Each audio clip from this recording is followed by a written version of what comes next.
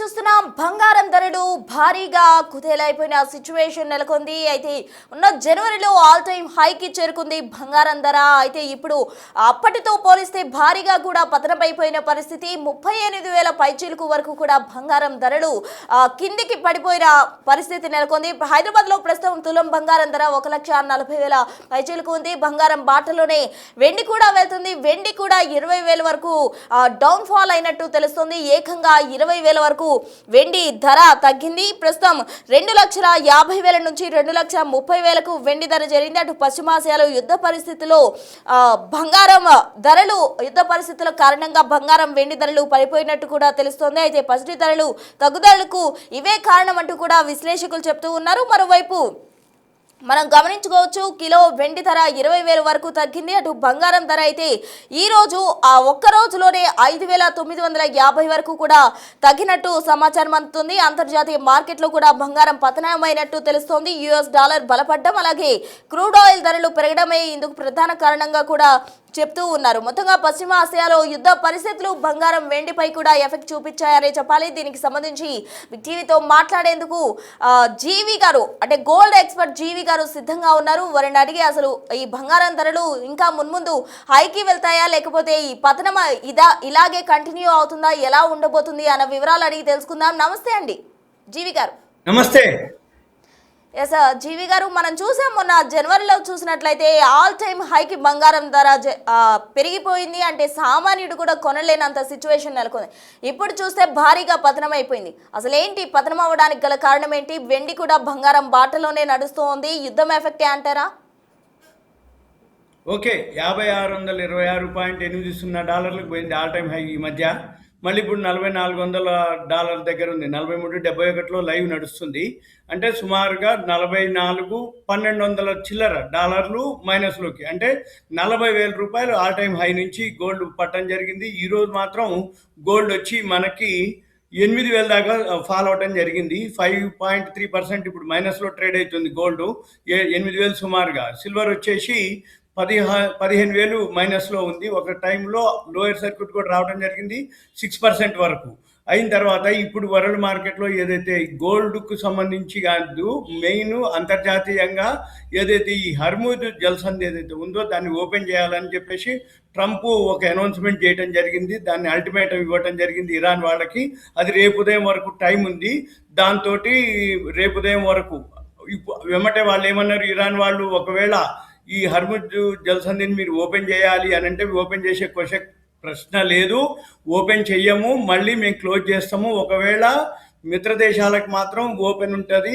ఈ ఇజ్రాయిల్, అమెరికాకి సంబంధించిన మిత్ర దేశాల నౌకలు కనుక దాటాలి అంటే ఒక్కొక్క నౌకకి 18 కోట్లు మేము ఛార్జ్ చేస్తామని కూడా అనౌన్స్ చేయడం జరిగింది. దీంతో ఈ ఇప్పుడు ప్రజెంట్ పరిస్థితి ఏదైతే ఉందో రేపు ఉదయం వరకు తెలియదు. కానీ వరల్డ్ మార్కెట్లు అన్నీ కూడా ఏవైతే ఉన్నాయో ఫాలో అవటం జరిగింది. దాంతో మన మార్కెట్లు కూడా ఫాలో అవటం జరిగింది. దాంతో గోల్డ్, సిల్వర్ ఇంకా బాగా ఫాలో అవుతుంది. ఫాలో అయ్యే అవకాశాలే కనపడుతున్నాయి. ఈ ఏదైతే ఈ యుద్ధం వాతావరణంతో గోల్డ్ కానీ సిల్వర్ కానీ ఇన్వెస్ట్మెంట్ ఉండదు ఎప్పుడైనా కానీ. అంతకుముందు లాస్ట్ ఇయర్ ఏం జరిగింది, సుంకాలు, టారిఫ్లు అన్నప్పుడు గోల్డ్ సిల్వర్ మీద అంటే పాజిటివ్లో ఉండేది.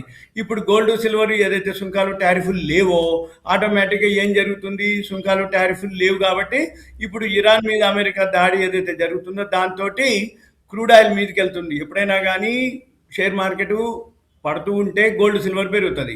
అయితే ఇప్పుడు వరల్డ్ మార్కెట్లు అన్నీ పడుతూ ఉన్నాయి, గోల్డ్ సిల్వర్ కూడా పడుతుంది. ఇప్పుడు ఫోకస్ అంతా క్రూడ్ ఆయిల్, న్యాచురల్ గ్యాసే. ఈ crude oil, natural gas effect అయిపోతే తప్ప మళ్ళీ గోల్డ్ సిల్వర్ కానీ మన షేర్ మార్కెట్లు కానీ పెరిగే అవకాశాలు కనపడటం లేదు.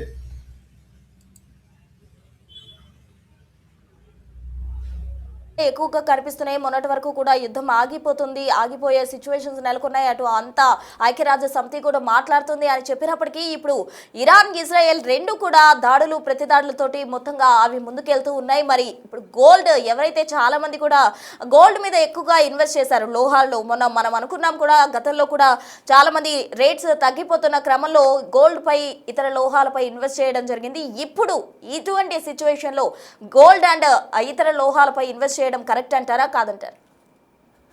వెయిట్ చేయడం తప్ప చేసేది ఏం లేదు ఇప్పుడు. ఎందుకంటే మెయిన్ ఫోకస్ ఇన్ఫ్లేషన్ పెరుగుతుంది. రూపీ ఆల్ టైమ్ లోకి రావడం జరిగింది.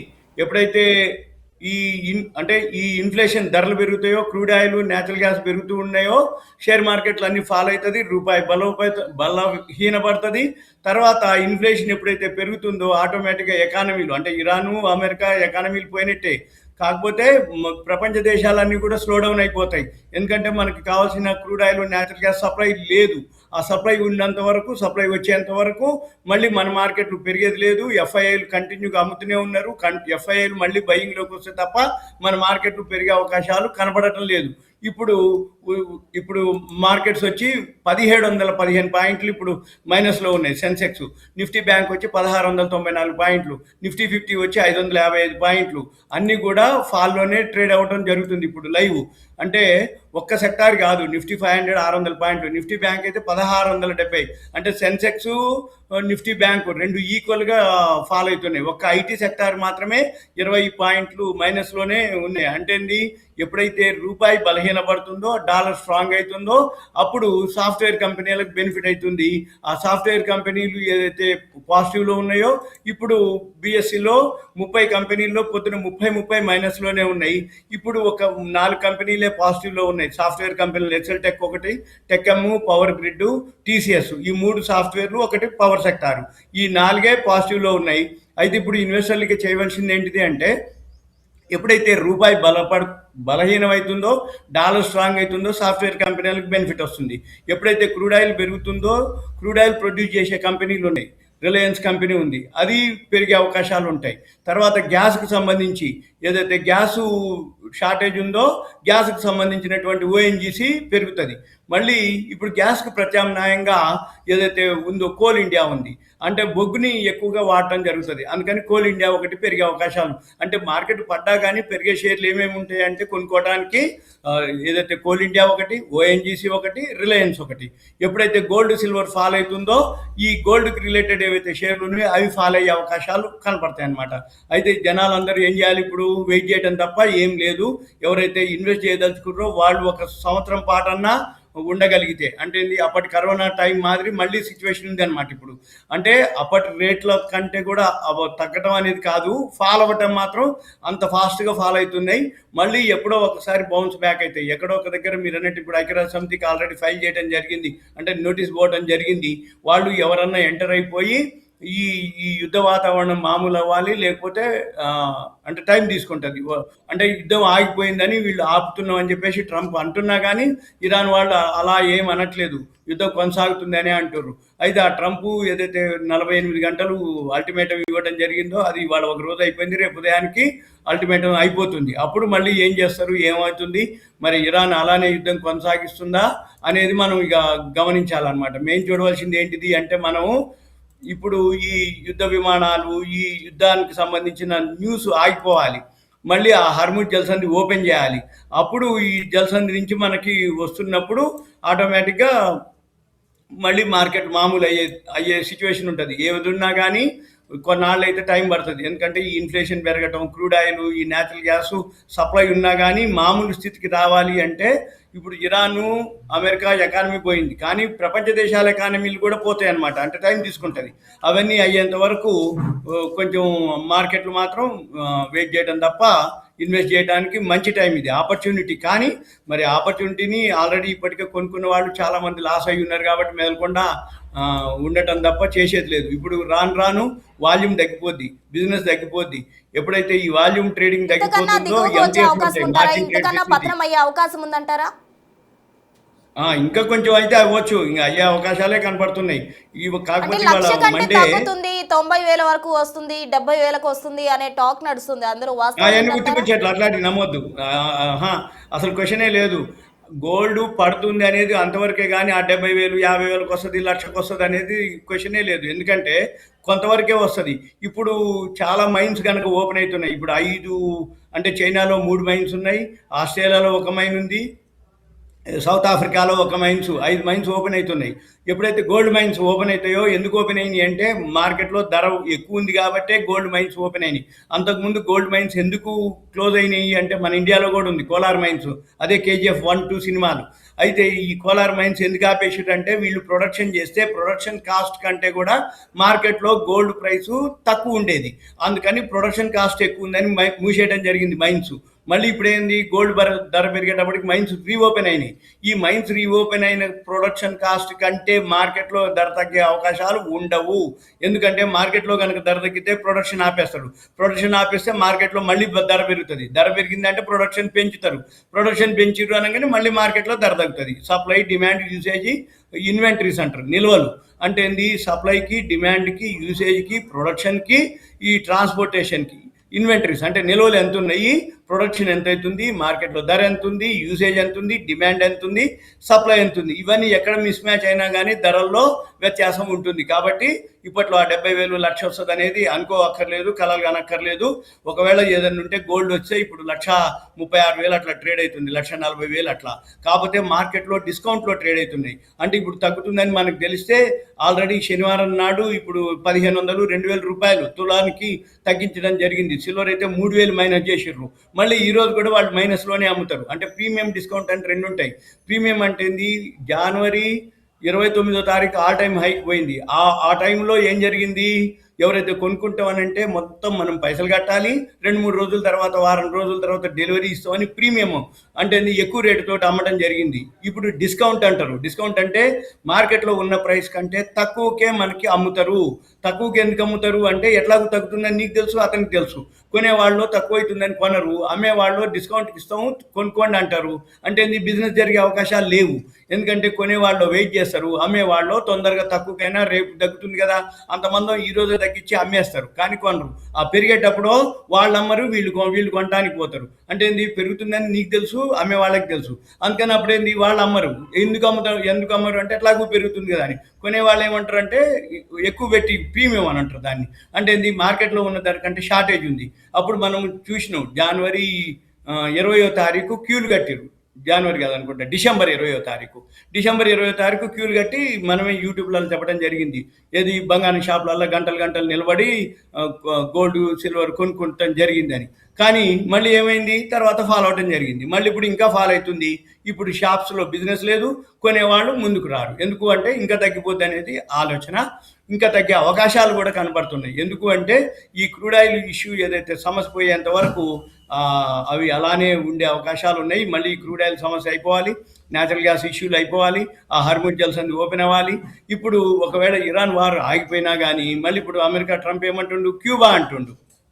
మళ్ళీ క్యూబా తోటి ఏం జరుగుతుందో తెలియదు. ఈ క్యూబా తోటి ఇష్యూలు ఇవన్నీ అయ్యేంత వరకు, అంటే ఇప్పటికీ సంవత్సరం మీద 3 నెలలు ట్రంప్ గెలిచిన తర్వాత సుంకాలు, టారిఫ్లు అనడం జరిగింది. మళ్ళీ ఇంకొక 2 సంవత్సరాలు 9 నెలలు ఆయన కాలం ఉంది. అప్పటి వరకు ఈ సుంకాలన్న, టారిఫ్లన్నీ ఉంటుంది, ఇరాన్ క్యూబా వార్లన్నీ ఉంటాయి. ఇవన్నీ అయిపోయేదాకా ఈ గోల్డ్ సిల్వర్ ఎఫెక్ట్ కానీ, షేర్ మార్కెట్ కానీ పెద్దగా ఏమి ఉండదు. ఎక్కడన్నా మారి ఇవన్నీ కనుక చర్చలకు వచ్చి మామూలు స్థితి కావాలి అంటే నమ్మకం ఉండదు మార్కెట్కి. ఎందుకంటే ఎప్పుడైనా కానీ ఇప్పుడు సంవత్సరం నుంచి 3 నెలలు చూస్తుండు. మళ్ళీ ట్రంప్ ఏ రోజు ఏం చెప్తాడో తెలియదు, ఏం జరుగుతుందో తెలియదు, ఏ దేశం మీద ఏమవుతుందో తెలియదు. కాబట్టి అవన్నీ అయ్యేంత వరకు, మార్కెట్ సర్దుమనిగేంత వరకు, స్థిరంగా ఏర్పడేంత వరకు షేర్ మార్కెట్ ఫాలే, గోల్డ్ సిల్వర్ ఫాలే. ఈ క్రూడ్ ఆయిల్ ఇప్పుడు ఇరాన్ వాళ్ళు ఏమంటారు, ఒకవేళ ఈ హార్మోజ్ జల్సంది కానీ ఇవన్నీ జరిగితే $180 రీచ్ అయ్యే అవకాశం ఉంది అని అంటారు. అప్పుడు కనుక అంటే ఇప్పటికే ఇంతుంటేనే ఇంతుంది, ఇంకా ఏమాత్రం డాలర్ కనుక అది కనుక పెరిగితే, ఏది క్రూడ్ ఆయిల్ కనుక పెరిగితే అప్పుడు ఇంకా సిచ్యువేషను, ఇంకా ఇన్ఫ్లేషన్ పెరుగుతుంది. ఎప్పుడైతే ఇన్ఫ్లేషన్ పెరుగుతుందో ఆటోమేటిక్గా ఇంకా అనమాట. అదొకటి. రెండోది మార్కెట్ మూడ్ ఇండెక్స్ అని ఒకటి ఉంటుంది. అది కరోనా తర్వాత మళ్ళీ ఇప్పుడు రావడం జరిగింది. ఎక్స్ట్రీమ్ ఫియర్ ఉంటుంది, గ్రీడ్, ఫియర్ 2 ఉంటుంది. ఈ ఫియర్ వేరు, ఎక్స్ట్రీమ్ ఫియర్ వేరు. అంటే ఎక్స్ట్రీమ్ ఫియర్ అంటే అతిగా భయపడటం మార్కెట్. ఈ అతిగా భయపడ్డప్పుడే ఆపర్చునిటీ అనమాట. అది 22.39లో ఉంది ఇప్పుడు. ఇది చాలా రోజుల తర్వాత, నెలల తర్వాత ఇది ఇలా వచ్చింది అన్నట్టు market mood index. All time హైపోయినప్పుడు మార్కెట్ ఎక్స్ట్రీమ్ గ్రీడ్లో ఉండేది. అంటే అత్యాశలో ఉంది అన్నట్టు. అప్పుడు అందరూ ఎవరైతే అమ్ముకొని పైసలు చేసుకున్నారో ఇప్పుడు మంచి ఆపర్చునిటీ కొనుక్కోవడానికి. ఇక మనం ఎంతసేపటికి చూసేది ఏం లేదు, ఇక వెయిట్ చేయడం తప్ప. ఎప్పటికప్పుడు ఈ ట్రంప్, ఇరాన్ ఏదైతే ఇష్యూ ఉందో అదే మెయిన్ ఇష్యూ మార్కెట్కి కానీ, గోల్డ్ సిల్వర్ కానీ, క్రూడ్ ఆయిల్కి కానీ.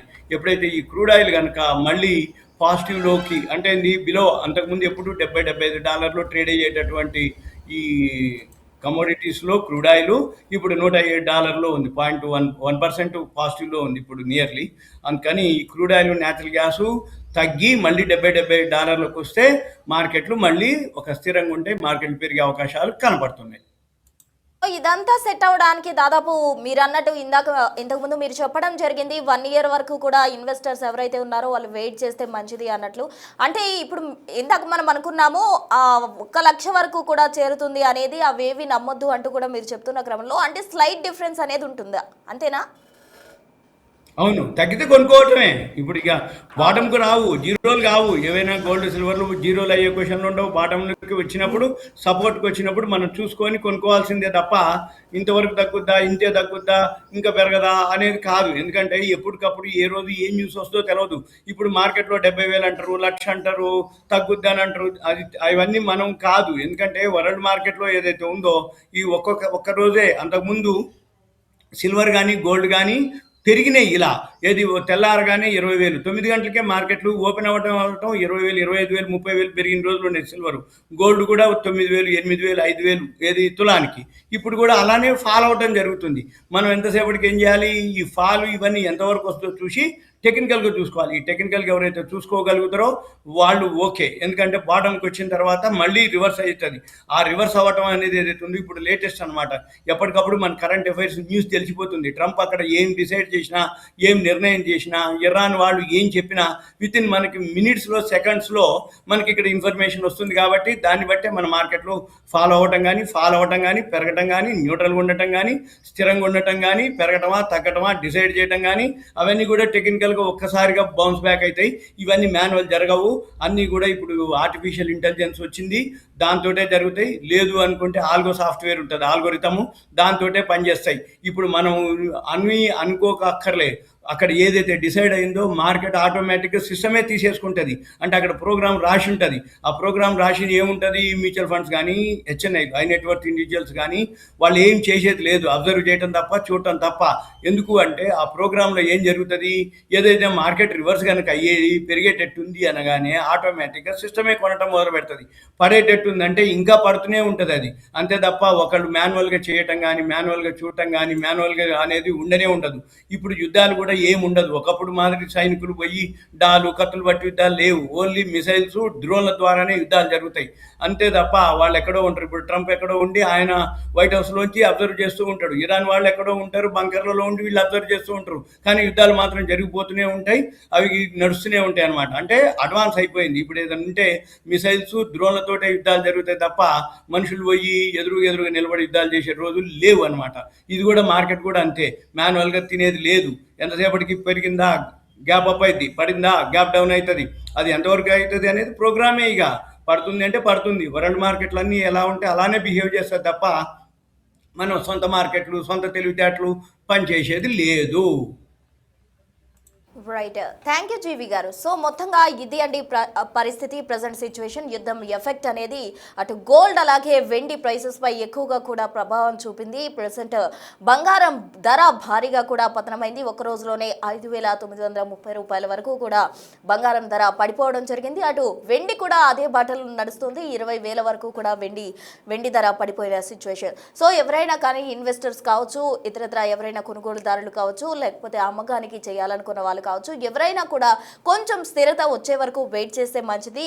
వేచి చూడాలి తప్ప అనవసరంగా రష్ అయ్యి ఎటువంటి లాస్ తెచ్చుకోవద్దంటూ కూడా గోల్డ్ ఎక్స్పర్ట్స్ చెప్తూ ఉన్నారు. సో చూసారు కదా యుద్ధం ఎఫెక్ట్ అనేది గోల్డ్ అండ్ వెండి ప్రైసెస్ పై కూడా ఎలా పడిందో. సో మొన్నటి వరకు మనం చూసాం గ్యాస్ కొరత అనేది ఎక్కువగా కూడా కనిపించింది.